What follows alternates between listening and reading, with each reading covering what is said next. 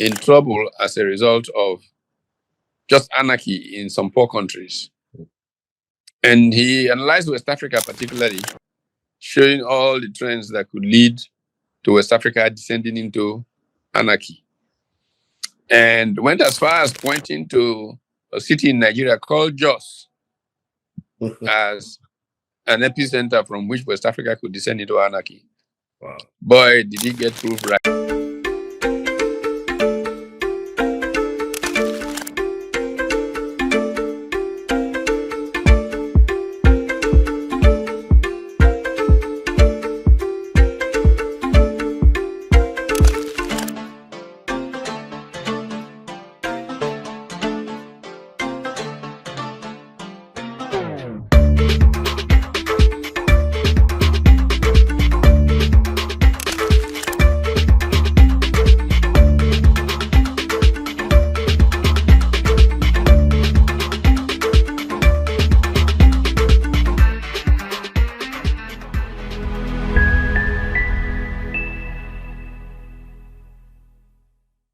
Well, we're here. It's our first edition for the year. It's a Friday. And yes, a lot has happened. The world is changing gradually. So much is happening. And it's like we're losing count, you know.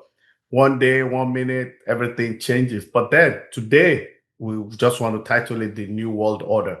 Everything is changing in Africa, Asia, and the whole world, you know. And when you want to tackle those kind of issues, you don't just go to a scholar that is erudite. You go to the one that has the international touch, the economic touch, something that traverses the entire international sphere, you know, like I said, politics, economics, and is on top of it. And he's not just going to say it for gallery purposes. It's been there. He's written about it. He has advised about it.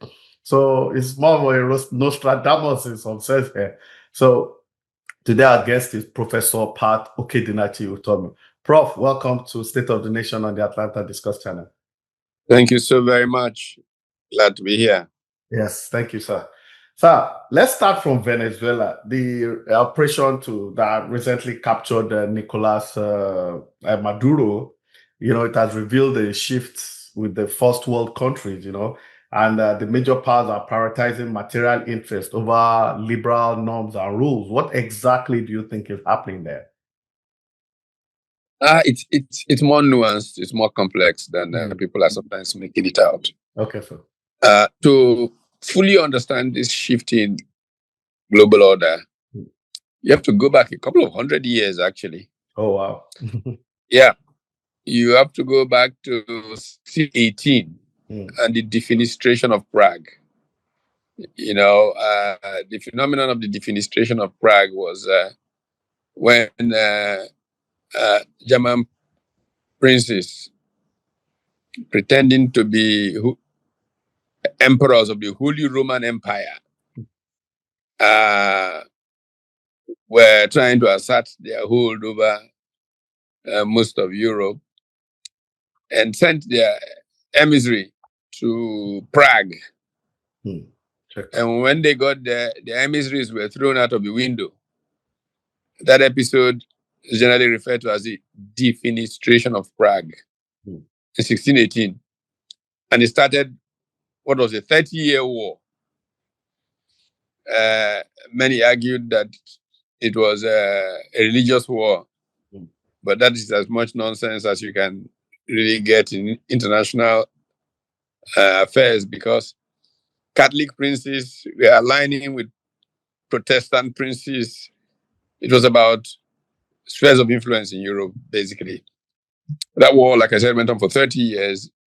When they were all tired, they began to negotiate a new order. A few years ago, I was traveling from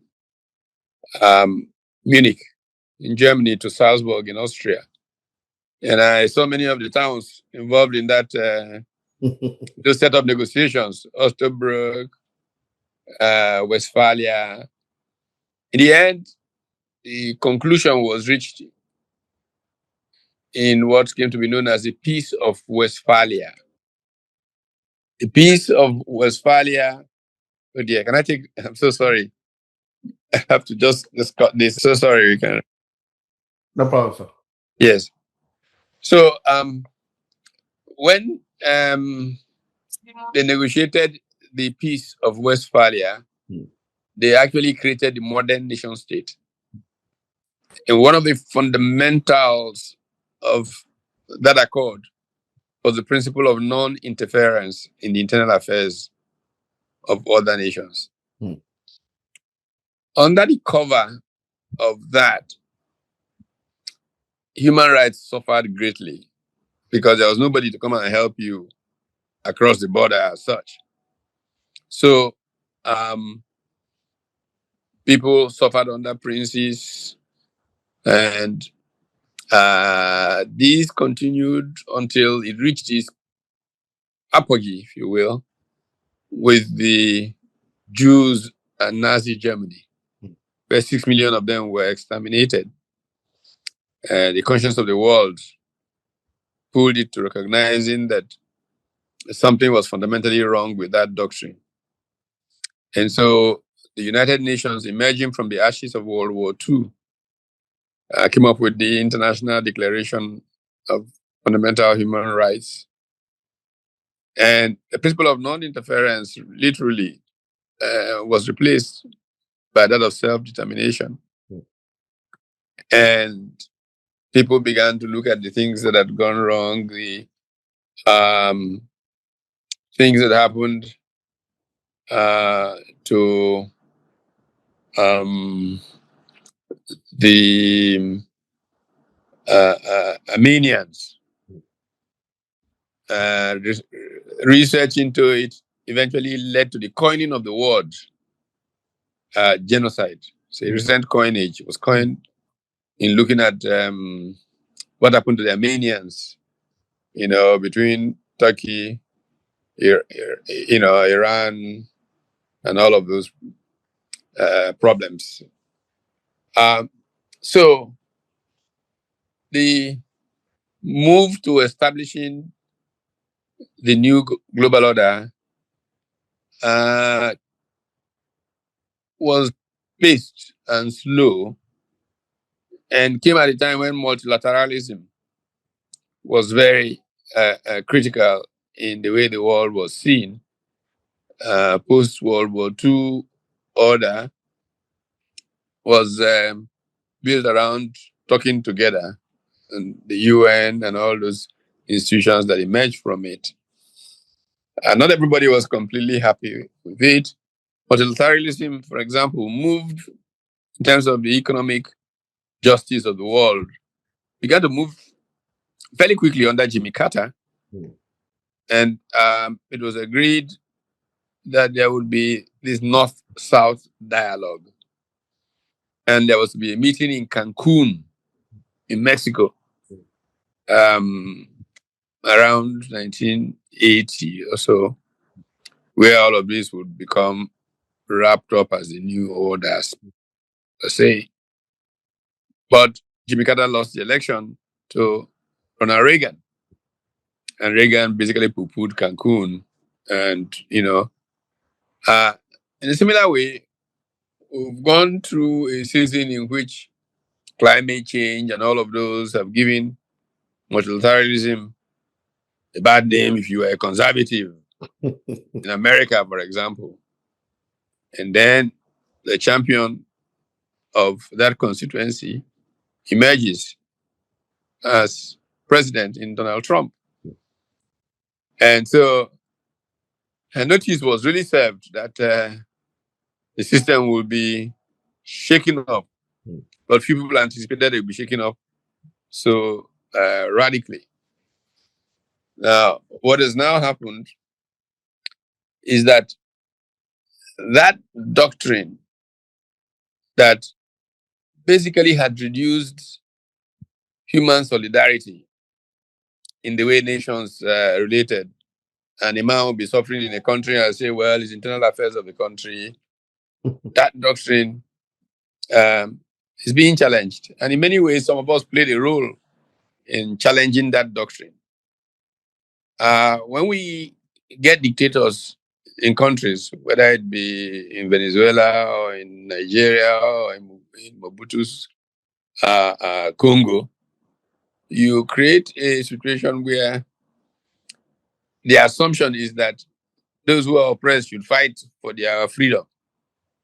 But their institutions are such that the people are too weak to respond to institutional abuse. And so the question is, how do you, in good conscience, abandon these people? I took that matter up during the Abacha era in Nigeria. I traveled around the world canvassing, believe it or not, for an international criminal court that will try people for two kinds of crimes. One was political crimes of genocide, for example, and the other was economic crimes, such that a head of state that acted like a Mobutu deserved to be put on trial for economic rape of his country. I took a sabbatical leave in 1995, 96, 97. I spent much of that time in the United States, essentially canvassing these ideas, talking to academics, talking to newspaper editorial boards, and so on and so forth. My highlight of those efforts is a January 1997 presentation to the editorial board of the Christian Science Monitor in Boston. When I finished making the presentation, the executive editor, who had the privilege of knowing from my days in grad school, said, "Look, Pat, he's too idealistic. There will never be an international criminal court. So that's just the way the world is. Yes, you may be right about the morality of the situation and all of that, but this is reality. This is real politics. There will never be an international criminal court." Guess what? Within 2 years, the Rome Treaty passed. Wow. And we had an international criminal court. Less than 2 years after this very highly regarded editor said this to me. So the world can and does change very, very quickly. Of course, we didn't get economic crimes court, but we got the International Criminal Court. So it is in the context of all these developments that you have to see what is going on today. The conscience of man has been pulled in different directions for the comfort of princes on the one hand, and the universal dignity of the human person. Wow. And here we are, confronting it. Thank you so much. Let's come to Nigeria. I mean, I'm sure you've heard of it. There's been a report that Christians are being killed in Nigeria, and we have statistics, data to show that they've killed more Christians in Nigeria than anywhere else in the world, at least in the last 5 years. Even this year alone, that verifiable statistics that show that more than 7,000 people have died, Christians, for this purpose. And we have people, I've spoken to people. Frank Uto from Benue State is in Oklahoma, but his entire family, sisters, brother, they're in IDP camp. His sister just gave birth to a baby in IDP camp. Mike Arnold, somebody I've interviewed like 2-3 times, also said he has visited Nigeria. There are so many IDP camps that the government of Nigeria is not reporting. Now, the Americans have shown interest. Nigeria is now a country of concern. Now, some part of Sokoto were bombed recently, and it's looking like there might be more of such bombings and what have you. So now, as a scholar, an elder statesman, now you're clocking on 70 very soon. Congratulations in advance. Well, I know this is not the Nigeria of your dream, so that's not my question. I know I've read almost everything you have written, and I listen to you a lot. Now, on this Christian genocide, do you think the government of President Bola Tinubu is addressing it properly? And if no, what do you think they should do? Yeah. Well, first of all, I think that one of the things that has got us to where we are is that people in government have always tried to sidestep political hot potatoes and pretend that, it's just some rural people getting killed, that's their problem and stuff like that. which is unjust, definitely not right. But that has been the attitude for more than a decade. As you probably also know, I've spoken out repeatedly about this. I actually founded a group called NUTRA, Nigerians United to Resist Anarchy, as a result of reading as far back as in 1999, The Coming Anarchy. An American, Robert Kaplan, had written the book, The Coming Anarchy. Before then, he had done advanced articles on it, which I had read in some journals and stuff. And then when the book, The Coming Anarchy, was published, I thought it was enough signaling to Nigeria about where we are traveling, that people should pay special attention to it. Kaplan, basically, in analyzing the post-bipolar world after the Soviet Union had essentially collapsed, suggested that the future problems of the world may not come from two major superpowers going into conflict. The future could be in trouble as a result of just anarchy in some poor countries. And he analyzed West Africa particularly, showing all the trends that could lead to West Africa descending into anarchy. And went as far as pointing to a city in Nigeria called Jos as an epicenter from which West Africa could descend into anarchy. Wow. Boy, did he get proved right by history as things develop. When all that happened, I then thought, from a civil society point of view, that the way to react would be to create a group that could essentially stimulate thinking in policymakers so that something will be done proactively before we went down the path that Robert Kaplan was predicting.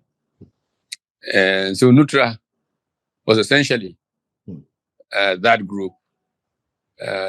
We committed our work to buying books about these kinds of situations, like Coming Anarchy, and distributing them amongst thought leaders and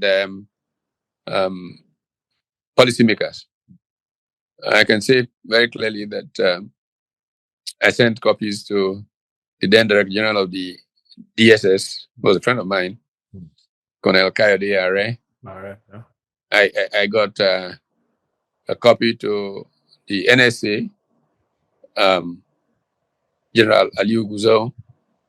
And I remember General Guzo telling me that he bought a copy after he read the one that came from me and gave to General Ibrahim Babangida and others.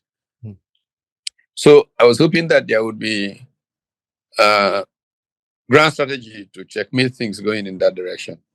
Unfortunately, it didn't quite happen. We just continued to, and then the policymakers just continued to pussyfoot around this until Buhari came to power, under the pledge of, hey, I'm the strong guy who can take care of this. and then it got much, much worse on his watch. So I am acutely aware of the whole Christian genocide matter. Emmanuel Ogebe, who has really done a lot of work in this area, kept in touch with him, talking about these matters.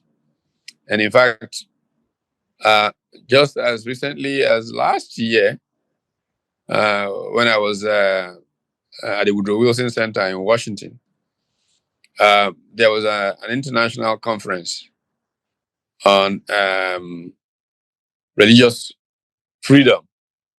And on my birthday, exactly my birthday, 6th of February, 2025, I went to visit a bishop from Benue, Bishop Dugu, who had come to attend that conference. And almost literally ran into the Vice President of the United States because he came to address that conference. at the Hilton. That same Hilton where Reagan was shot. Gotcha. Washington, DC. The Hilton in DC. So I had breakfast with the bishop and a number of people who were active on that, and it was clear that the matter was getting out of hand.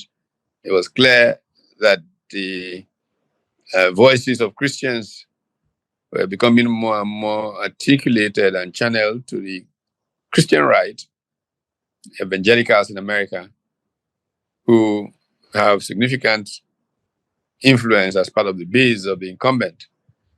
And so it did not surprise me that the bombs dropped on Christmas Day.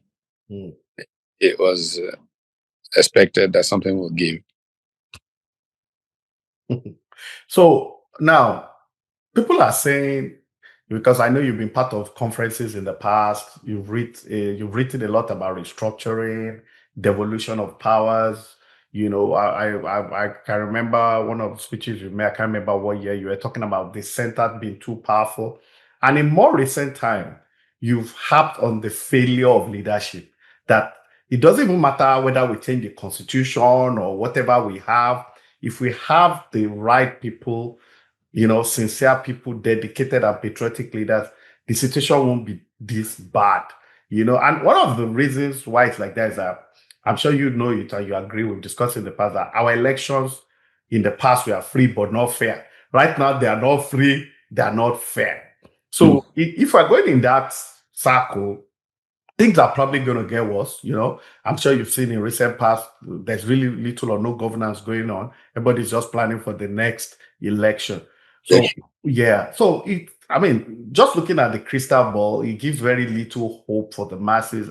And nobody wants to be a prophet of doom in this regard. But the question is, I know it's a difficult one, but does Nigeria really have to be a country? Can we live together? Because there've been a lot of trial and errors. It's looking like it's cast in stone that, yes, if we have the right leader, we can live together. Things will be done, equity, justice, and fair play. But that's not happening. So can we really live together? I know it's a difficult one, but I have to ask you. Well, yeah, it can be engaged. The question definitely can be engaged from the experiences of others. First and foremost, I believe that the divisions in Nigeria are actually encouraged and made worse by politicians. Without the desperation of politicians who want power at all costs, we will not have the level of, hate speech, this level of, antipathy to other groups that has overtaken Nigeria. Again, I'd like to make a point about my own upbringing and the fact that as a Nigerian, I've grown up around Nigeria. You can't tell me anything about any part of Nigeria. Kano, everywhere. Born in Kaduna, raised in Jos, lived in Maiduguri, started school in Kano, most schooling in Guzo, then Onitsha, then Ibadan, then Nsukka. So I know Nigeria. And growing up, it was very hard. I still have very, very little memory of, even during the Civil War, of thinking of these people as terrible, we don't like them, it's these people we hate. Even during the Civil War, I was on two sides of the Civil War. Some months in Biafra, the rest of the war in Nigeria. I was in school in Ibadan during the Civil War. We didn't even remember that there was a war going on in the country. Wow. But if you see the amount of spewing of hate that is on the internet, you wonder, how did it get here? Where did these things come from? But these politicians who have caused it because they want to get something and they paint other people like the devil, whereas they are the real devils. Unfortunately, very sadly, this has made things difficult. But if you look at the history of countries, and coming back to your point about leadership, you will see how similar situations changed because of leadership. I take an example of Malaysia. Malaysia was a country that went through very difficult times while we were fighting our own civil war. In 1969, they had race riots, streets of Kuala Lumpur, killing of each other, Chinese slaughtered, and all of that. Malaysia is broken majorly into three groups: the ethnic Malays, who are the major natives, the Indians, who the British brought in to build the railroads as such, and the Chinese, who were trading across the region. Now, when a very bright young Chinese chap down the Straits of Malacca in Singapore, realizing that his country was, without any resources and could not really survive in his thinking without Big Brother up north, the merger with Malaysia took place between Singapore and Malaysia.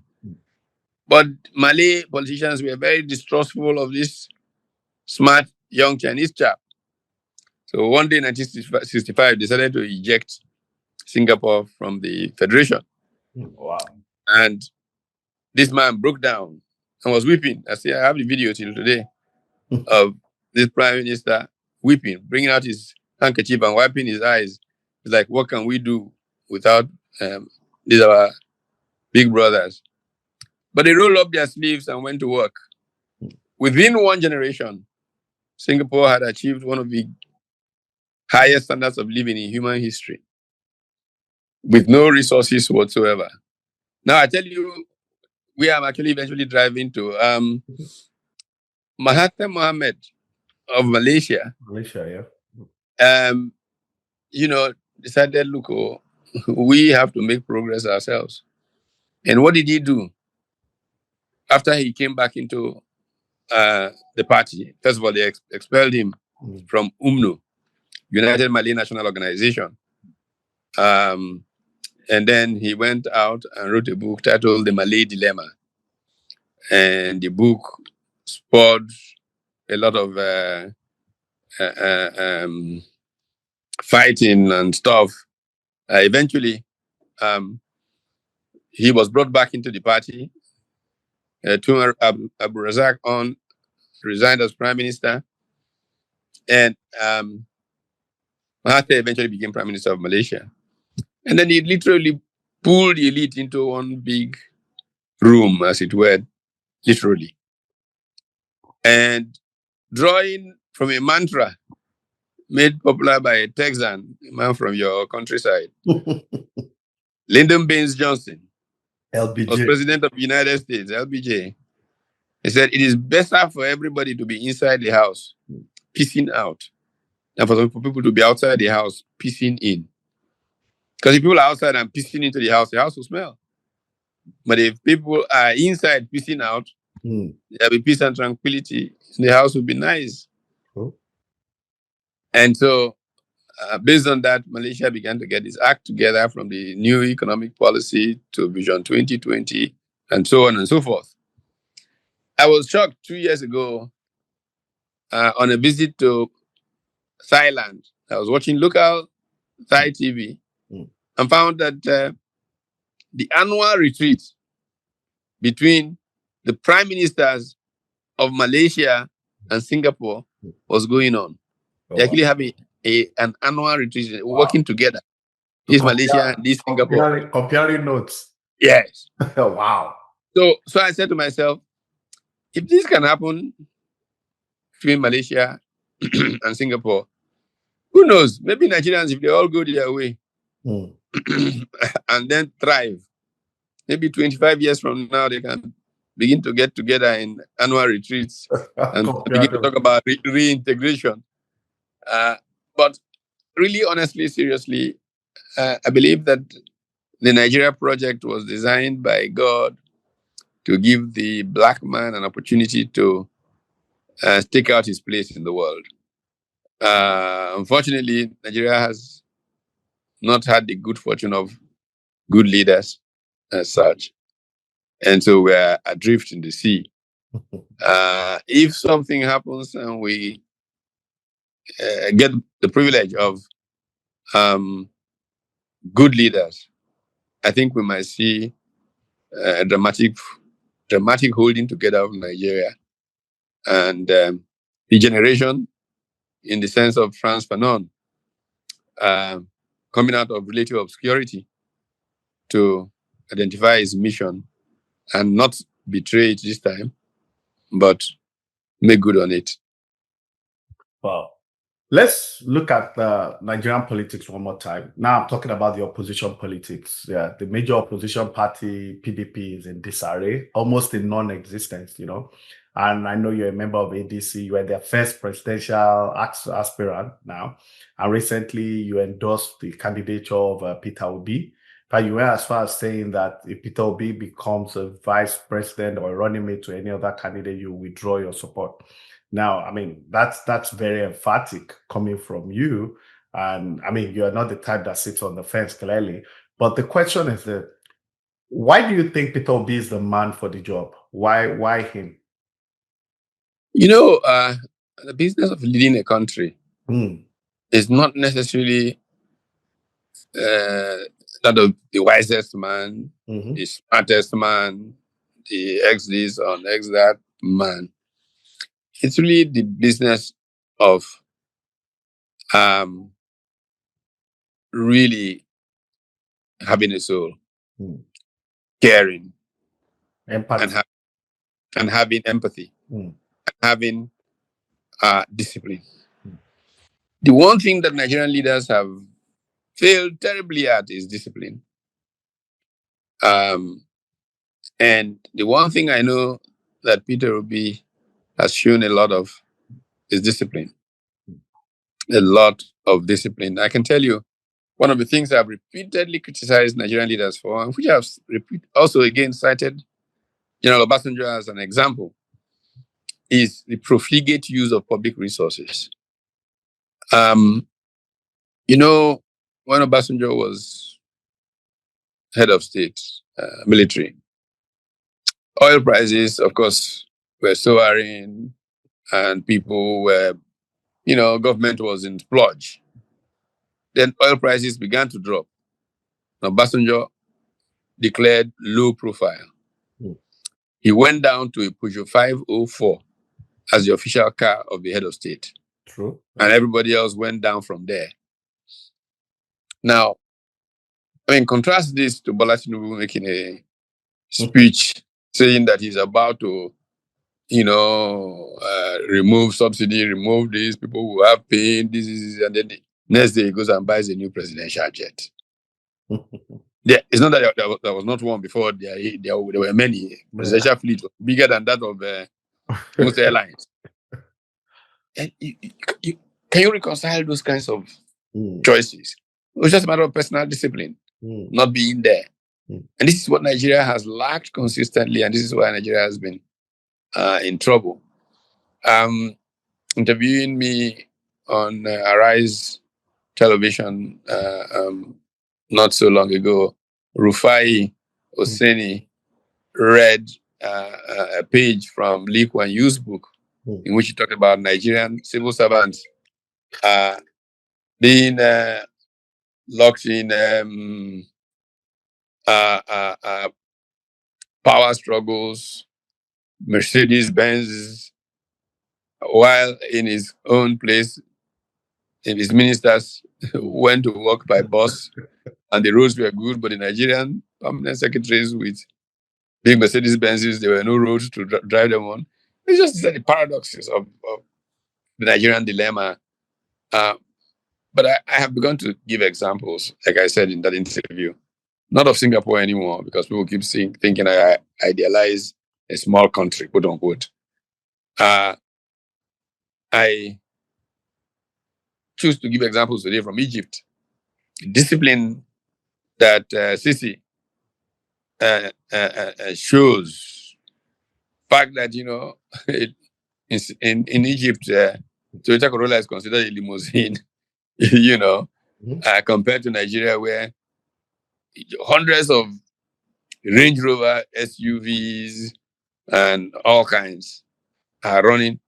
Bola Tinubu even bought this beast that Nobody who lives in Nigeria should see that kind of vehicle, because Nigerian roads are not even designed for such vehicles. But just in the show of power, paid, I guess they say, $1 billion for the kind of ride the American president rolls out in. All those show clearly where the problems are in Nigeria in terms of the consciousness of those who are in leadership position. And unfortunately, or fortunately, is an exact opposite traits from what I see in Peter Obi. I mean, I remember when he was governor one day, I had been invited to give a lecture. I think it was in the Continental Bank. I was doing CSR in states where they were doing business. And they were getting me to go and give lectures to the cabinet and all of that about governance. So I went to Anambra on Intercontinental's sponsorship to speak to them. Peter Obi was there as governor, his team, everybody were there. When I spoke to them about these kinds of things, Obi said to me, look, he gets in a bus with the whole of his cabinet and travels to Enugu and stuff like that. A couple of days later, he called me because we went to the same high school. He didn't meet me. We're his senior by significant. So the language of the place, he calls me senior. He says, senior, you're not going to believe what has just happened to me. I say, what? You can't understand this as nicely unless he said in Igbo. He said somebody walked up to him in the airport and said, hi, you're spoiling this governorship. Oh. Look at you walking like a common man. Like an orphan, carrying your basket with the whole governor. Abuja airport. Oh, God. So it's things like that that make me think that his personal discipline would make for the beginning of that new Nigeria that we need. But by the way, going back to this whole business of not being vice president to anybody, yes, I did say that, but it was put out of context and exaggerated by people who want to hear what they want to hear. The point I was making was, I think the interviewer said to me, Festus Keyamo said the only reason he's just going there to go and be vice president. I said, what's Festus talking? And I had to make that statement. And people there interpreted to me that I was against Atiku, which is very wrong. Waziri Atiku Abubakar is a statesman who has given so much in the building of Nigeria. He's a very close personal friend of mine. I have no quarrel at all with him. I've served on the board of his university for many years. So that's how close we are. I have nothing at all against him. It's just that I'm a person of principles. Let principles find me. And one of the principles, for example, so tomorrow people don't say, but you say you're Atiku's friend. It's not about whether I'm his friend or his enemy. Absolutely. I am about to turn 70. And I say that rules me out of public office. I've been saying that for some time. Look, the presidency is not an old people's home. The energy required, Donald Trump looked at his colleagues in the last presidential debate before and said, call them low energy. You don't need low energy if you're going to serve people well. And so, personally, as a matter of principle, I don't think anybody who is 70 should run for president of Nigeria. 70. And that same thing affects Bola Tinubu. Same reason I didn't support him. It's just a matter of basic principle, which I've stated again and again over more than 20 years. Look at how much time we lost ferrying Buhari from one hospital to another. We're doing the same thing now with Bola Tinubu. Which country makes progress with those kinds of ways? All right. Yeah. Still on Nigeria, the Rivers State State House of Assemblies, they're on the verge. They are planning to impeach the governor. That's Fubara. Yeah. So now I just wanted to hear what your thoughts are on Mr. Wike, who is running. I mean, there's a rampaging Onyeson Wike, I mean, going all over the place, saying it's untouchable. I mean, I like to have destroyed PDP. Of course, he played a major role in that. Having back and forth with the secretary of the APC, more like above the law. Now, the question really is this type of personalities, that seem to show that, okay, yes, I control the judiciary, I control the police. How do we handle those kind of people, because it looks like they're above the law and there's nothing we can do about it, that he has a. How do They, we they, deal with that kind of thing? they Considering are certainly not above mm, any law. mm, All it takes is for Bola Tinubu to call a TV camera and say, mm, I dissolve the cabinet and I appoint this new person in mm, FCT, and the new cabinet is in place. There's no wiki. That's the end of history. mm, So all of obviously they're all playing games, mm, but it's not good for Nigeria. It's hurting Nigeria's reputation. It's hurting, inflicting poison into culture, and will affect Nigeria for many years to wow. come. Wow. Yeah, because my other next question, the follow up to that, we seem to have a diminishing reputation in the international body. Nigeria in the past, I'm sure you remember more than anybody, the role we played in ECOMOG. Even Abacha reinstated rather Tejan Kaba after a military coup.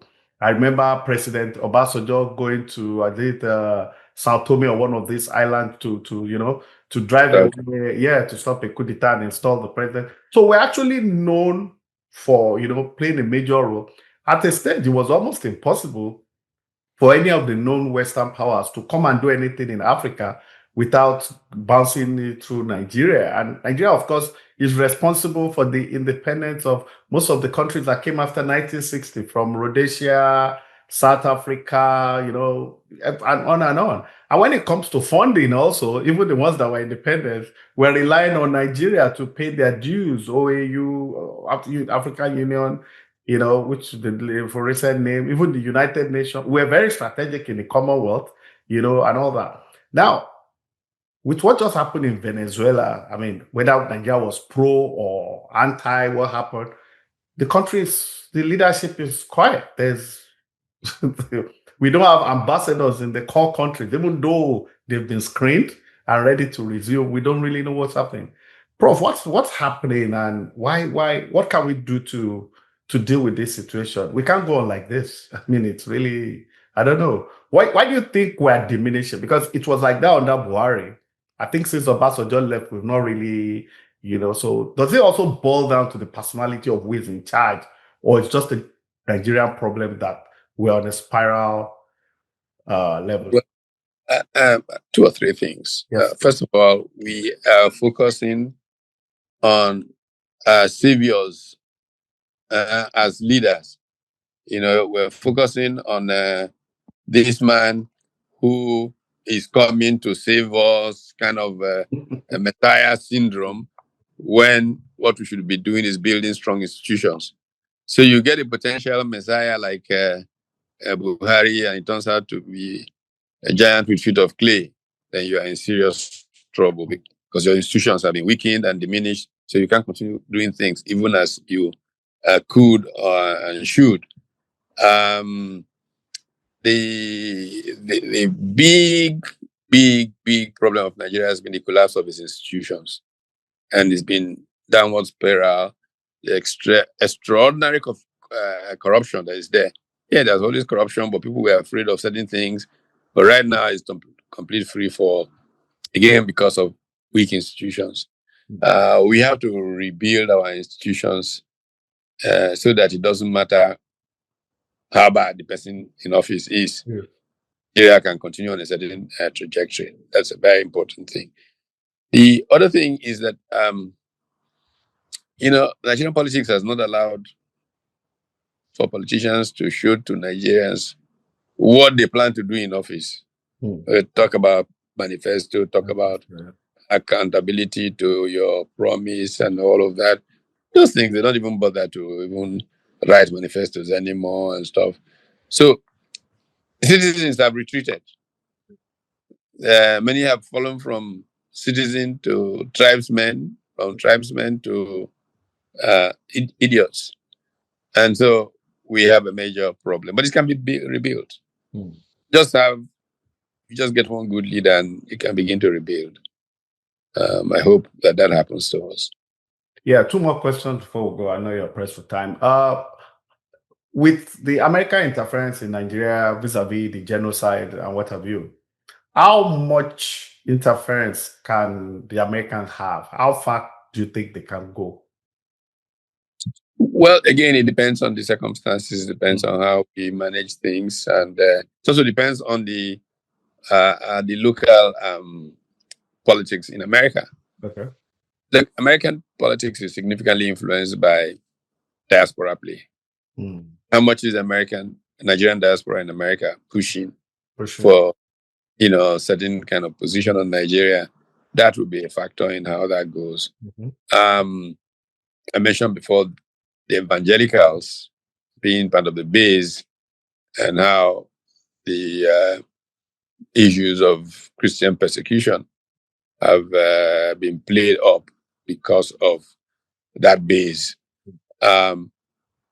I think that Nigeria, because leadership has been very weak and very poor, has lost its strategic value in the world. I mean, when you're going through it, in 2000, the US 5-yearly study of global trends suggested that Nigeria by 2015 would be a failed or failing state.